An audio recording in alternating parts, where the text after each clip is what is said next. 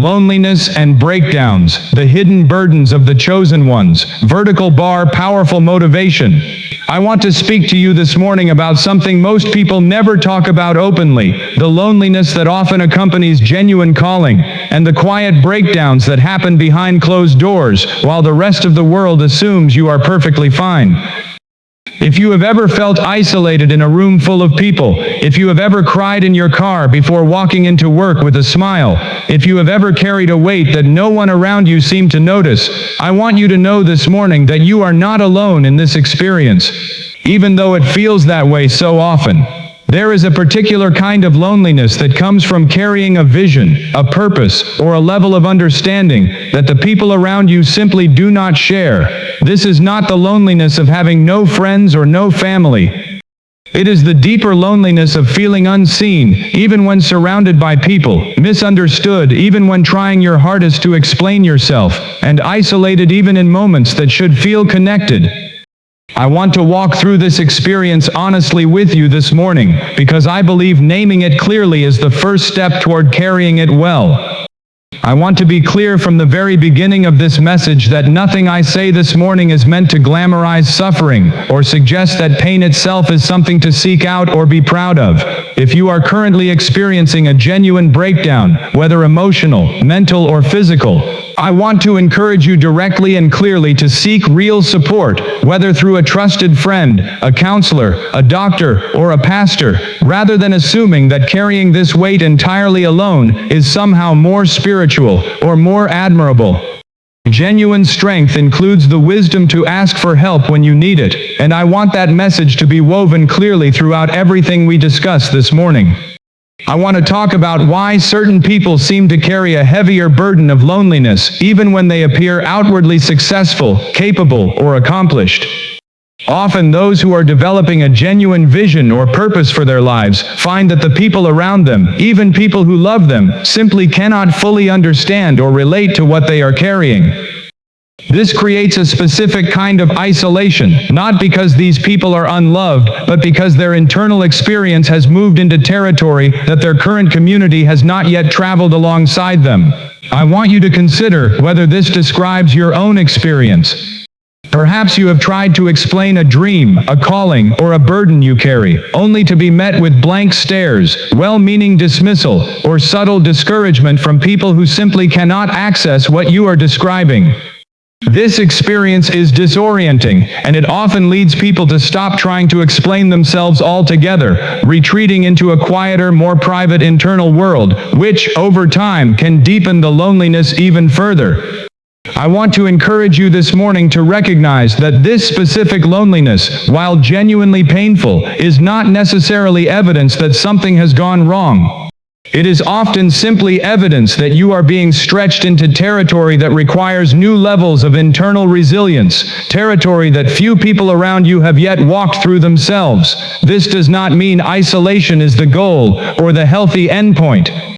It means the path toward genuine understanding community sometimes takes longer to find and requires patience alongside continued effort to seek it out. If this message about loneliness accompanying genuine growth speaks to your heart this morning, I want to invite you to like this video as an act of acknowledgement, letting this simple action be your way of saying, "I have felt this too, and I am not ashamed to admit it." I want to talk now about the specific experience of the quiet breakdown, the moment when everything you have been holding together finally becomes too heavy to sustain without some kind of release. I want to be honest about this experience because I believe pretending it does not happen, or that truly strong people never reach this point, does genuine harm to anyone currently walking through it. Even the most resilient, capable, purposeful people reach moments where the accumulated weight of loneliness, pressure, and unmet need for connection produces genuine emotional collapse. I want you to understand that reaching this point does not mean you have failed. It does not mean your capacity for whatever purpose or calling you carry has been disqualified. It often simply means you have been carrying more than any single person was ever designed to carry alone, without adequate support, rest, or genuine connection. This is not weakness. It is a signal, an important, valuable signal that something in how you have been carrying this weight needs to change. I want to encourage you this morning, if you have experienced this kind of breakdown recently, or if you feel one building beneath the surface right now, to take this as a genuine invitation to seek real support rather than pushing through in isolation. This might mean finally telling a trusted friend what you have actually been carrying, rather than continuing to present a composed exterior. It might mean scheduling an appointment with a counselor or therapist who can help you process what has accumulated. It might mean speaking honestly with a doctor if physical symptoms have accompanied this emotional weight. Whatever form it takes, I want to encourage you that reaching out is not a departure from strength. It is often the clearest, most courageous expression of it. I want to talk about why isolation so often accompanies significant growth or calling, even when it is not the healthiest or most sustainable state to remain in long term. Sometimes growth requires seasons where you outgrow certain relationships, certain environments, or certain patterns of connection that no longer fit who you are becoming. This creates a genuine, temporary gap, a period where your old community may no longer fully understand you, while your new community has not yet fully formed. This gap can feel like profound loneliness, even though it is often simply a transitional space between one chapter of connection and the next. I want to encourage you, if you currently find yourself in this specific gap, to hold on to hope that this transitional loneliness is not necessarily permanent. Many people who have walked through significant seasons of growth describe exactly this experience, a period of genuine isolation that eventually gave way to new, deeper, more aligned relationships once their own growth had settled into a new, more stable identity. This does not mean the current loneliness is easy or should be minimized, but it does mean it is not necessarily the final chapter of your story. If this word about transitional loneliness speaks to your heart, I want to invite you to type in the comments a simple acknowledgement. I am in a season of transition, and I am learning to hold on to hope that this is not permanent. I want to talk now about the specific danger of isolating yourself further as a response to already feeling isolated, because this pattern, while understandable, often deepens the very loneliness we are trying to escape. When we feel misunderstood, our instinct is often to withdraw further, protecting ourselves from additional disappointment or misunderstanding. Yet this withdrawal, while protective in the short term, often removes us from the exact relationships and opportunities that might eventually provide the genuine connection we are longing for. I want to encourage you this morning to resist the urge toward complete withdrawal, even while acknowledging that some reduction in draining or misaligned relationships may genuinely be necessary and healthy. There is an important difference between wisely stepping back from relationships that consistently misunderstand or drain you, and completely isolating yourself from all connection out of fear of continued disappointment. The first is discernment. The second, if sustained indefinitely, often deepens genuine suffering rather than resolving it. I want to talk about the importance of finding even one or two people who can genuinely walk alongside you during this season, rather than assuming you must carry this entire burden completely alone.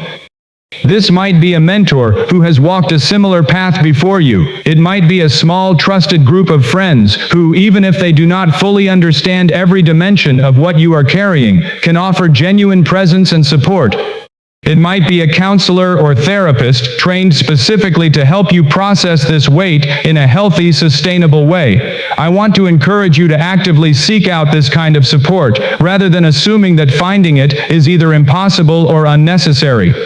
If this word about seeking even one or two people for genuine support speaks to your heart, I want to invite you to type in the comments, I am identifying who I can reach out to for genuine support during this season. I want to talk about the specific weight that comes from feeling responsible for things beyond your actual control, because I believe this often contributes significantly to both the loneliness and the eventual breakdown many people experience while carrying significant purpose or responsibility. Somewhere along the way, many capable, conscientious people absorb the belief that they must single-handedly manage every outcome, solve every problem, and support everyone around them, without ever receiving equivalent support in return. I want you to consider honestly whether you have been carrying responsibilities that were never genuinely yours to carry alone, whether the emotional well-being of family members, the success of a team or organization, or the happiness of everyone in your life. This kind of disproportionate responsibility often produces both the loneliness of feeling like no one else truly understands the weight you carry, and the eventual breakdown that comes from sustained, unsupported effort that exceeds what any single person can genuinely sustain. I want to encourage you this morning to examine honestly which specific responsibilities genuinely belong to you and which ones you may have unconsciously absorbed without ever genuinely being asked or required to carry them. This examination is not about becoming less caring or less responsible. It is about recognizing genuine limits, understanding that even the most capable, purposeful people cannot sustainably carry unlimited responsibility without eventual collapse. I want to talk about the importance of rest, genuine, unhurried rest, as part of sustainably carrying whatever purpose or calling you have been given. So often, those who carry significant vision or responsibility believe that rest is a luxury they cannot afford, that stopping even briefly will cause everything they are building to collapse. Yet this belief, however understandable, often becomes exactly the pattern that produces the eventual breakdown we have been discussing. Genuine sustainability requires genuine rest, not as an occasional indulgence, but as a consistent, necessary practice. I want to encourage you this morning to honestly examine your own relationship with rest. Have you been treating rest as optional, something you will finally allow yourself once everything else is handled? I want to gently challenge this pattern, encouraging you to build genuine, consistent rest into your life now, rather than waiting for some future point when everything finally feels settled enough to justify it. That point, for most people carrying significant purpose, never actually arrives on its own. Rest must be chosen deliberately, built into the rhythm of your life as a genuine priority, rather than an afterthought.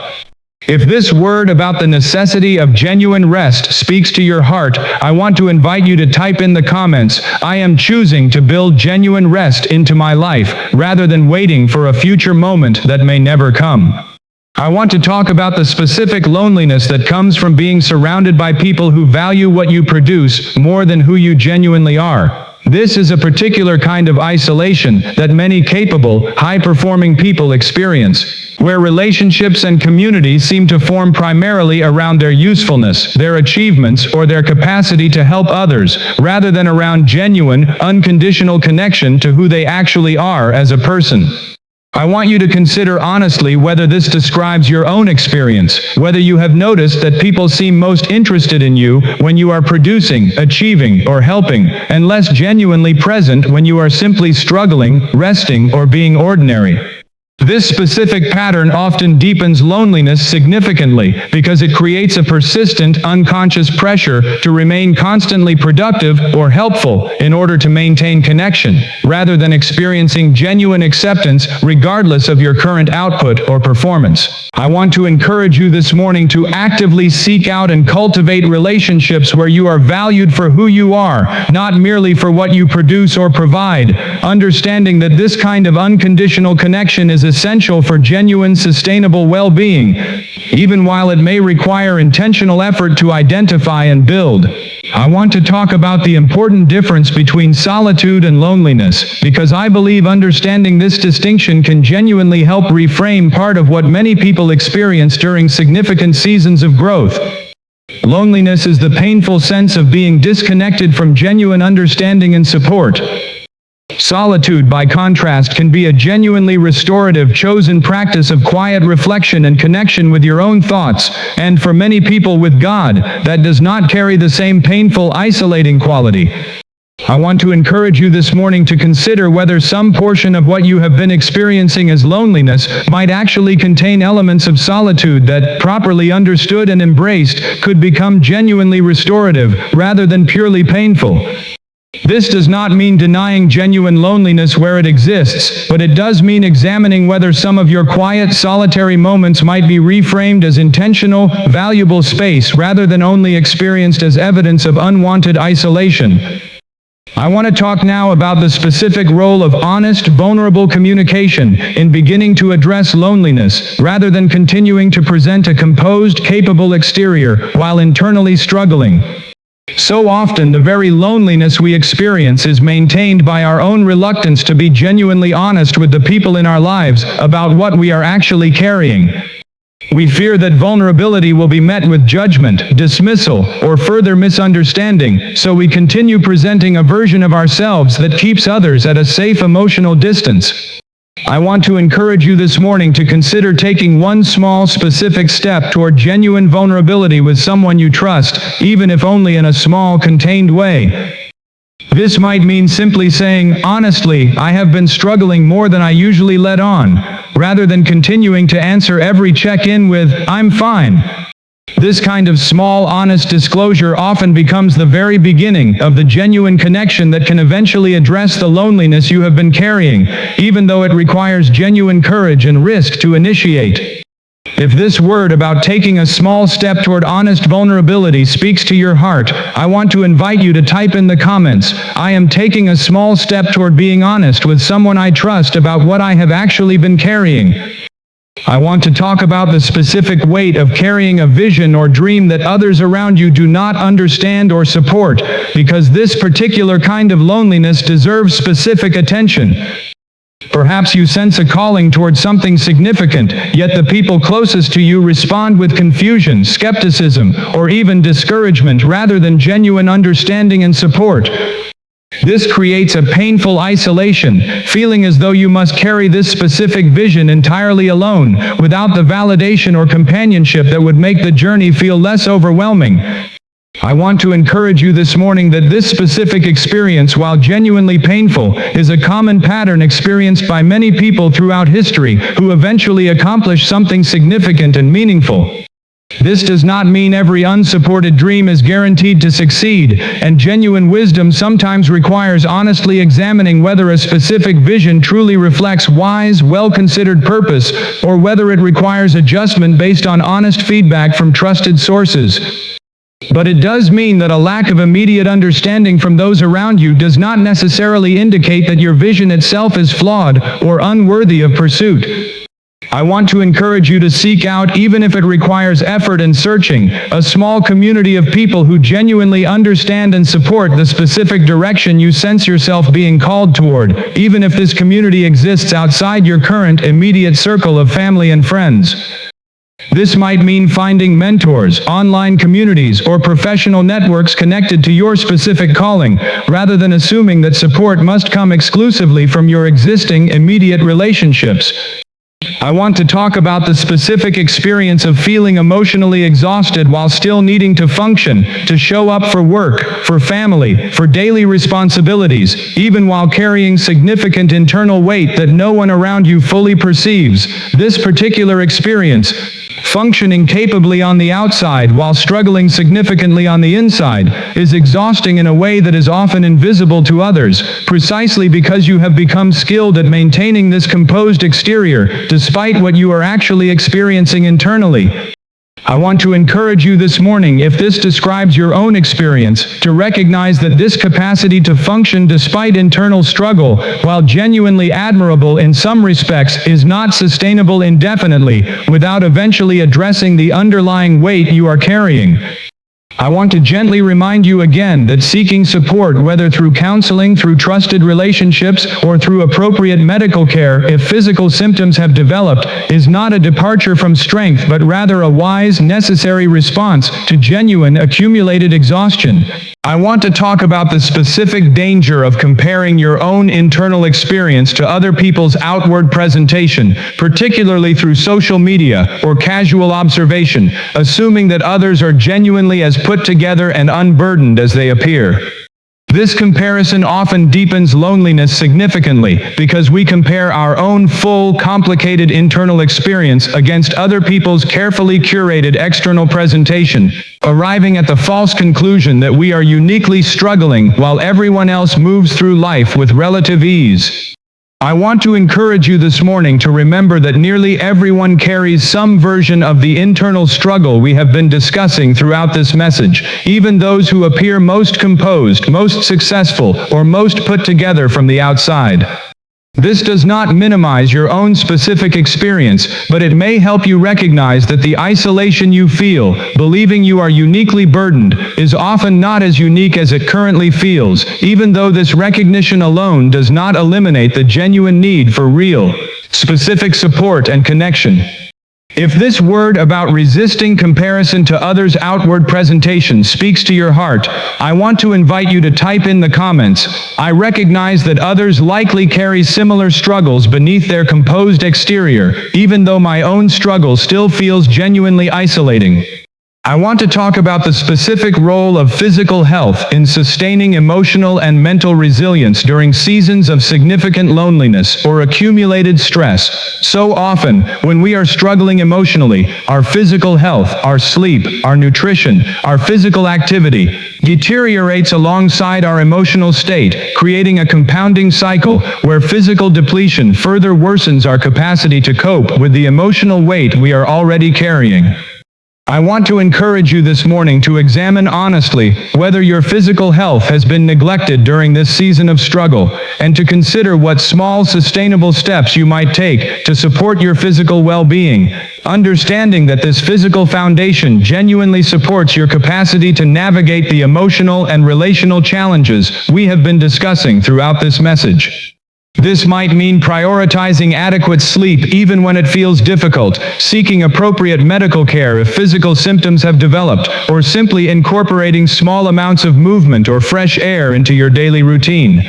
I want to talk about the specific role of faith and spiritual connection as a source of comfort during seasons of profound loneliness, understanding that many people find genuine comfort through their relationship with God even during periods when human connection feels genuinely lacking or insufficient.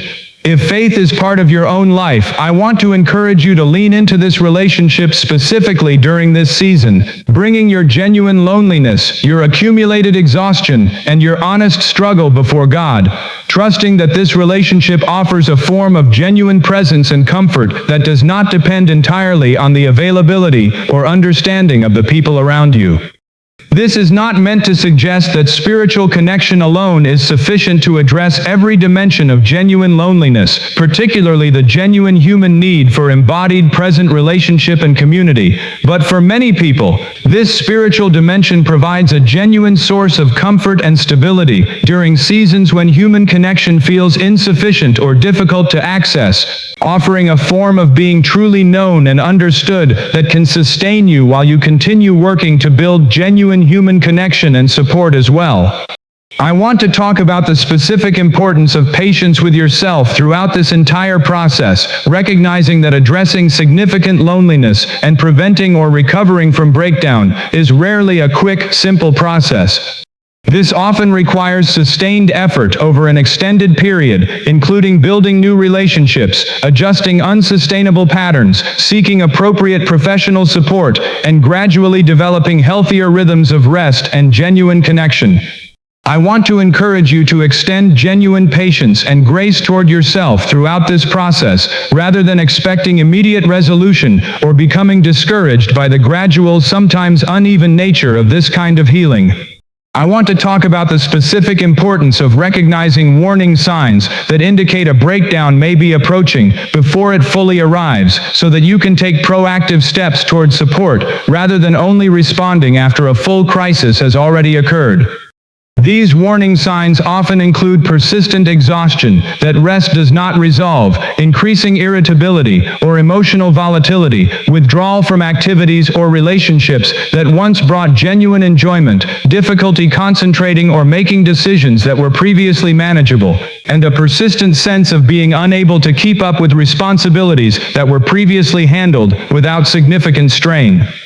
I want to encourage you this morning to honestly examine whether you are currently experiencing several of these warning signs simultaneously, and if so, to take this as a genuine, important signal to seek support proactively, whether through a conversation with a doctor, a counselor, a trusted friend, or a pastor, rather than waiting until a full crisis develops before reaching out for the help you may already need. Recognizing these warning signs early and responding to them wisely is a genuine expression of self-awareness and strength, not weakness. If this word about recognizing warning signs before a full breakdown speaks to your heart, I want to invite you to type in the comments, "I recognize warning signs in my own life right now, and I am committing to seek support proactively, rather than waiting for a full crisis." I want to talk about the specific importance of reframing your understanding of what it genuinely means to be strong, because I believe many people carrying significant loneliness and approaching breakdown have absorbed a distorted understanding of strength, one that equates genuine strength with never needing help, never showing struggle, and never allowing anyone to see the full weight of what they are carrying. I want to challenge this understanding directly this morning, because I believe it is precisely this distorted view of strength that often prevents people from seeking the support that could genuinely help them before a full breakdown occurs.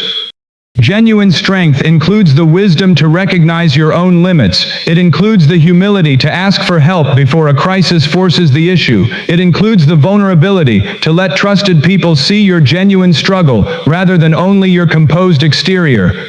I want to encourage you this morning to actively work toward this healthier, more accurate understanding of strength, releasing the exhausting, ultimately unsustainable expectation that true strength means carrying everything entirely alone without ever showing genuine need.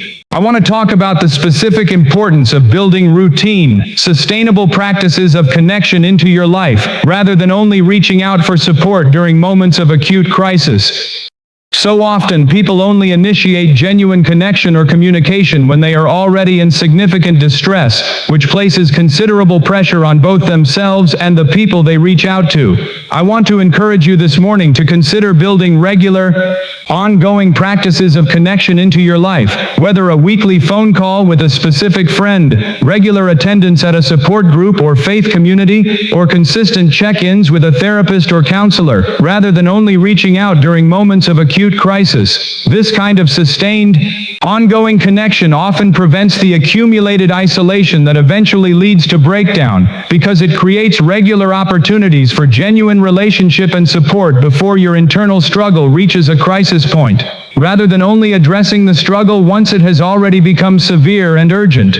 I want to talk about the specific danger of numbing behaviors that many people turn toward during seasons of significant loneliness and accumulated stress, whether excessive alcohol consumption, compulsive spending, excessive screen time, or other patterns designed primarily to distract from or numb the genuine emotional weight being carried, rather than genuinely processing or addressing it. I want to encourage you this morning to honestly examine whether you have turned toward any of these numbing patterns during your own season of struggle, and to consider seeking healthier, more sustainable ways of processing your genuine emotional experience, whether through counseling, journaling, honest conversation, or other genuinely restorative practices rather than numbing distraction. If this word about examining numbing behaviors speaks to your heart, I want to invite you to type in the comments, "I am honestly examining whether I have turned toward numbing behaviors, and I am seeking healthier ways to process what I am genuinely carrying." I want to talk about the specific comfort available through recognizing that seasons of significant loneliness and struggle, while genuinely difficult, are not necessarily permanent, even when they currently feel as though they will last indefinitely. Many people who have walked through significant seasons of isolation and even genuine breakdown describe eventually arriving at a different, more stable, more connected season once they took the necessary steps toward support, rest, and genuine healing. I want to encourage you this morning to hold on to hope that your own current season, however difficult, is not necessarily the permanent state of your life moving forward. I want to talk about the specific importance of grief and honest acknowledgement as part of processing whatever loneliness or breakdown you have experienced, rather than rushing past this genuine pain in an attempt to arrive at healing prematurely. I want to encourage you this morning to genuinely honor whatever grief accompanies your own experience of isolation or emotional collapse, allowing yourself to fully feel and acknowledge this pain rather than minimizing it or pretending it has not genuinely affected you. This honest acknowledgement is often an essential part of the eventual healing process, rather than something to be avoided or rushed past. I want to talk about the specific role of small, achievable steps in gradually rebuilding connection and stability after a season of significant loneliness or breakdown, rather than expecting yourself to immediately return to full, robust community and complete emotional stability all at once. Healing and rebuilding connection often happen gradually, through small, consistent steps: a single honest conversation, one scheduled counseling appointment, one small act of reaching out to someone you have been avoiding, rather than through one dramatic, complete transformation. I want to encourage you this morning to identify one small, specific, achievable step you can take today toward addressing whatever loneliness or accumulated stress you have been carrying, rather than feeling overwhelmed by the assumption that complete healing must happen all at once. This might be as simple as sending one honest text message to a friend, scheduling one appointment with a counselor, or simply allowing yourself 30 minutes of genuine rest without guilt. Small steps, taken consistently, often produce genuine, sustainable change over time. I want to talk about the specific importance of recognizing that needing help does not diminish the significance or validity of whatever purpose, calling, or responsibility you carry. Sometimes people avoid seeking support because they fear that admitting struggle somehow invalidates their capability or their calling, as though truly capable, called people should not need help. I want to directly challenge this belief this morning. Every meaningful undertaking throughout history has been accomplished by people who, at various points, needed genuine support, rest, and help from others. Needing this support does not diminish your capability. It simply reflects the genuine reality of sustainable human function. I want to talk about the specific importance of community that extends beyond purely transactional or performance-based relationships. Community where you can simply exist, rest, and be present without needing to produce, perform, or achieve anything in particular. I want to encourage you this morning to actively seek out or cultivate this kind of low-pressure, genuinely accepting community, recognizing that this kind of relationship, while sometimes harder to find than performance-based connection, provides genuine, essential support for long-term emotional and relational well-being. If this word about seeking low pressure, genuinely accepting community speaks to your heart, I want to invite you to type in the comments, "I am seeking community where I can simply exist and rest, without needing to constantly perform or achieve." I want to talk about the specific danger of measuring your own worth by how well you appear to be handling everything, because this pattern often prevents people from acknowledging genuine struggle until it becomes severe enough that it can no longer be hidden. I want to encourage you this morning to separate your genuine worth as a person from your current capacity to handle everything smoothly and effortlessly. Your value does not decrease when you are struggling, when you need help, or when your composed exterior finally cracks under genuine accumulated weight. These moments of genuine struggle do not diminish who you are. They are simply part of being human, part of carrying real responsibility, and part of navigating a genuinely difficult season. I want to talk about the specific importance of honest self-reflection regarding whether the current pace or structure of your life is genuinely sustainable, rather than assuming that the current level of demand and pressure you are experiencing is simply the unavoidable cost of whatever purpose or responsibility you carry. Sometimes genuine loneliness and eventual breakdown result not from the inherent difficulty of a genuine calling, but from unsustainable patterns that could actually be adjusted, whether through delegating certain responsibilities, saying no to additional commitments, or restructuring your schedule to include genuine rest and connection. I want to encourage you this morning to honestly examine whether any specific practical adjustments to your current pace or structure might genuinely reduce the unsustainable pressure you have been experiencing, rather than assuming that the current level of demand is simply an unavoidable, unchangeable reality you must continue enduring indefinitely. I want to talk about the specific comfort available through recognizing that your current struggle, whatever specific form it takes, does not define the entirety of who you are or the entirety of your story. You are not simply your loneliness. You are not simply your breakdown. These are genuine experiences you are currently walking through, but they do not represent the complete final picture of your identity or your future. I want to encourage you this morning to hold on to this broader perspective, trusting that whatever you are currently experiencing is one chapter within a much larger, still unfolding story, rather than the complete, permanent definition of who you are. I want to talk about the specific importance of celebrating small moments of genuine connection or relief when they occur, rather than only noticing and focusing on the ongoing struggle. Even during genuinely difficult seasons, small moments of genuine laughter, connection, or relief often occur. And I want to encourage you to actively notice and appreciate these moments when they arise, rather than allowing the overall difficulty of your season to overshadow every small, genuine positive experience that occurs along the way. I want to talk about the specific importance of resisting shame regarding whatever breakdown you may have already experienced, rather than carrying additional guilt or embarrassment on top of the genuine difficulty you have already endured. If you have already experienced a significant emotional or mental health crisis, whether recently or in the past, I want to encourage you this morning to release any shame attached to that experience, understanding that this does not reflect failure or weakness, but rather the genuine, human reality of carrying more than any person can sustainably bear without adequate support. I want to talk about the specific importance of learning from whatever breakdown or significant struggle you have already walked through, rather than simply trying to forget it and return immediately to previous patterns without genuine reflection or change.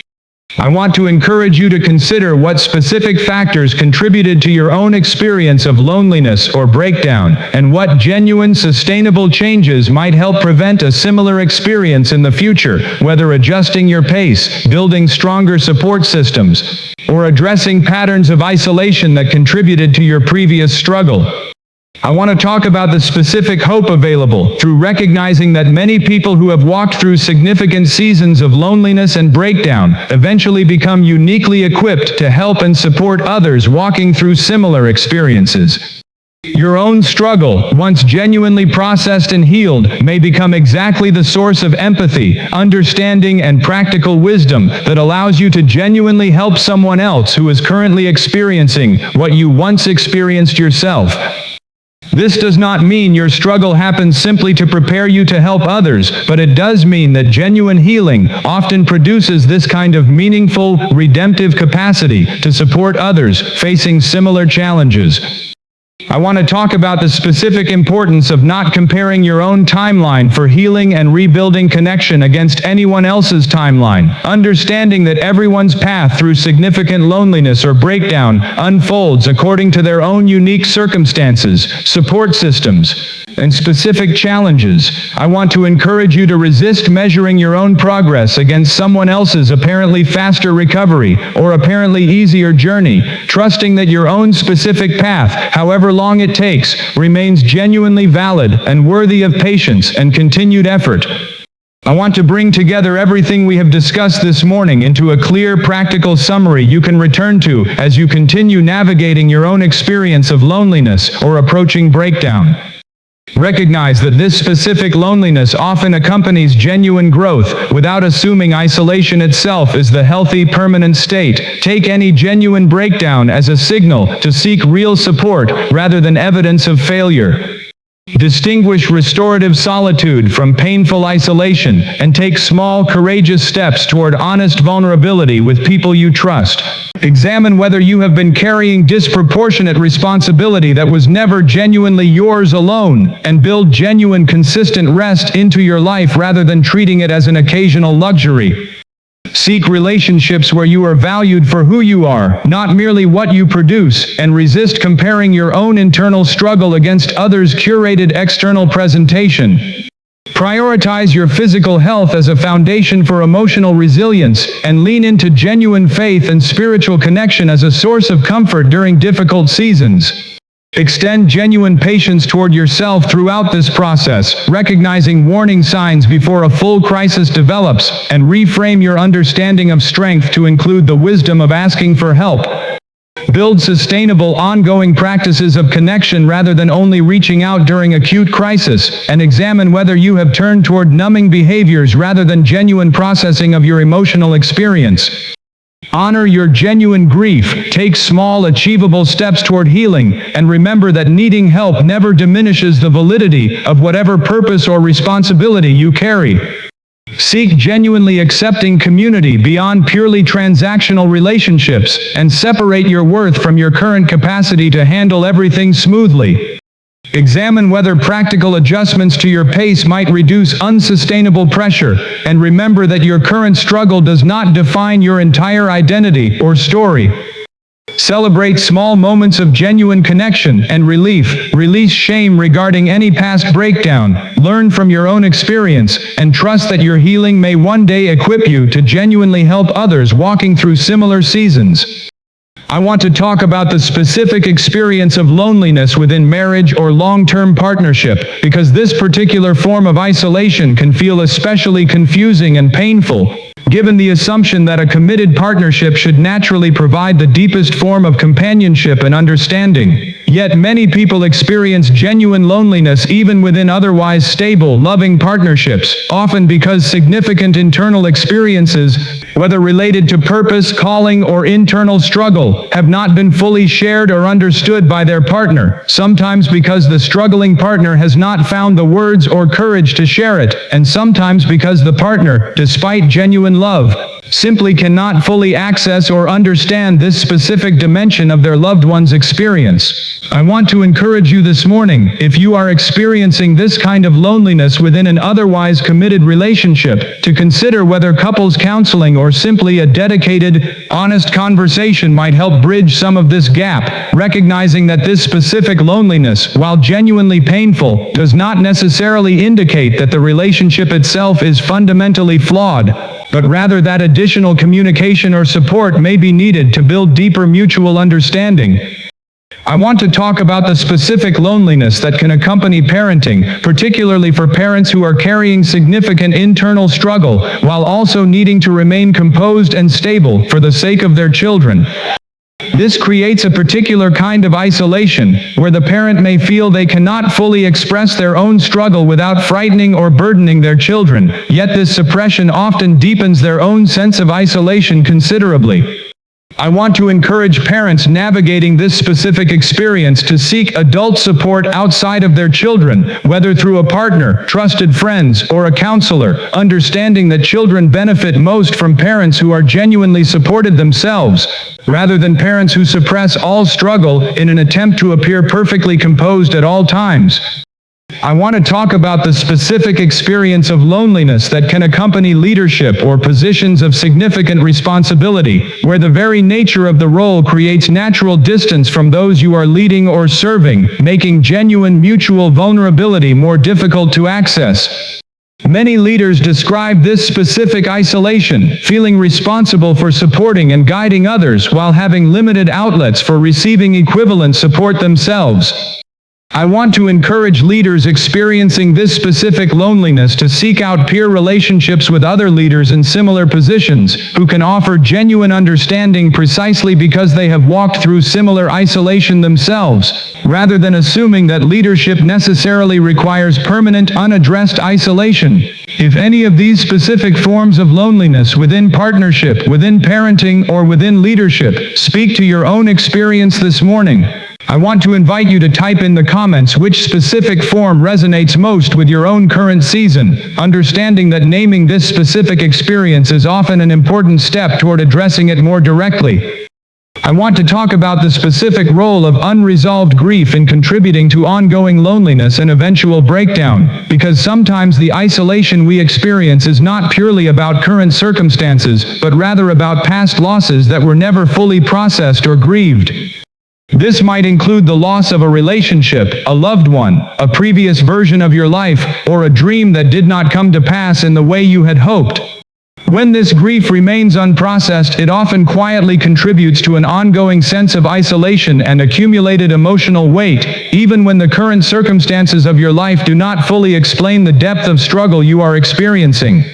I want to encourage you this morning to honestly consider whether unresolved grief from your past might be contributing to your current experience of loneliness or accumulated stress, and to consider seeking support specifically for processing this grief, whether through counseling, grief support groups, or honest conversation with trusted people who can help you process what may have remained unaddressed for some time.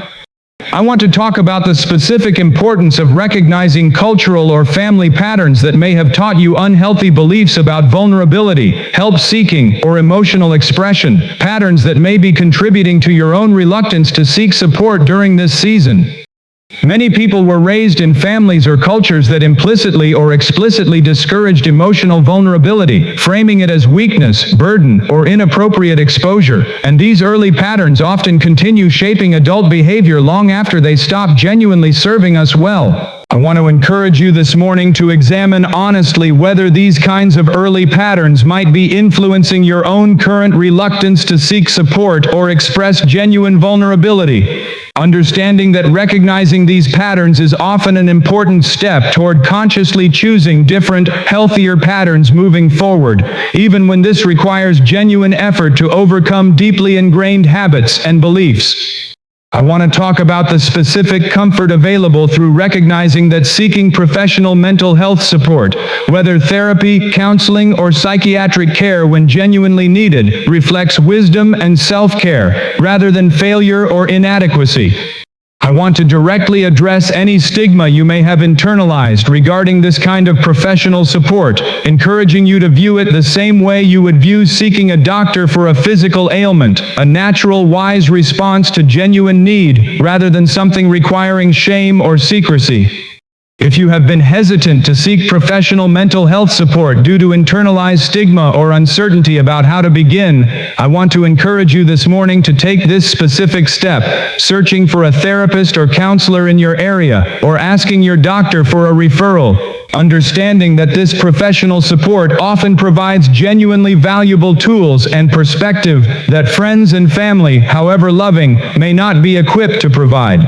I want to talk about the specific importance of recognizing that your season of loneliness, however painful, may also be developing genuine character, resilience, and depth of understanding within you, without this recognition ever minimizing the genuine difficulty of what you are currently experiencing. Many people who have walked through significant seasons of isolation describe eventually recognizing that this season, while genuinely painful, developed within them a depth of empathy, patience, and internal resilience that would not have developed through easier, more comfortable circumstances. I want to encourage you to hold this possibility gently, not as a way of dismissing your current pain, but as a source of hope that this specific season may ultimately contribute something meaningful to who you are becoming. I want to talk about the specific importance of not measuring your own progress purely by the absence of difficult feelings, but rather by your growing capacity to navigate those feelings with increasing wisdom and healthier coping strategies over time. Genuine healing from significant loneliness or breakdown rarely means never experiencing difficult emotions again.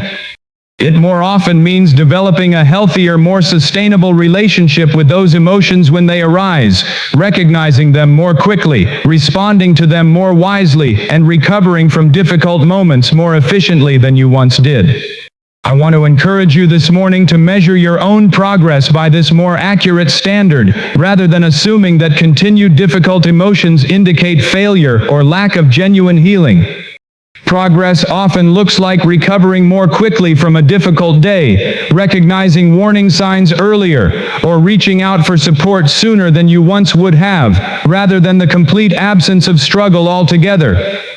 I want to talk about the specific role of gratitude, even amid genuine struggle, in helping sustain your overall emotional resilience throughout this season.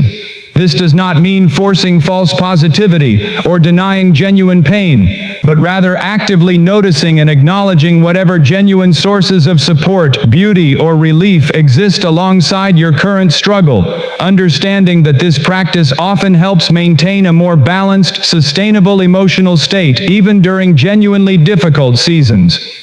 I want to encourage you this morning to identify one specific thing you are genuinely grateful for today, even while acknowledging the genuine difficulty of your current season, allowing both truths, genuine gratitude, and genuine struggle to coexist honestly within your current experience.